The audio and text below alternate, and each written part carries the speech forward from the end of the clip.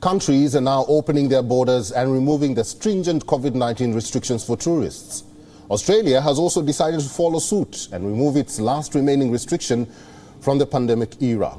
Take a look at this next report.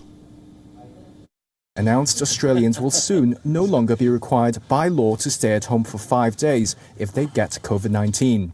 We have agreed today that we will end, states and territories will end their respective mandatory isolation requirements on the 14th of October. The move, letting those who are infected choose if they want to quarantine or not, removes one of Australia's last remaining restrictions from the pandemic era. Nearly 97% of Australians 16 or older have had at least 2 coronavirus vaccine shots. Chief Medical Officer Paul Kelly.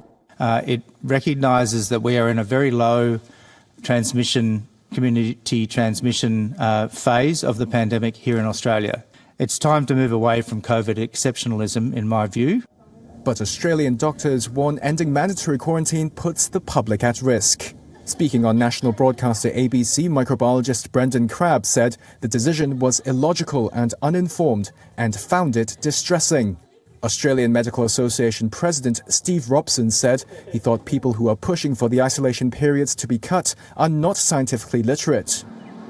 Once a champion of COVID suppression, Australia has shifted away from its fortress-style controls and began living with the virus since early this year.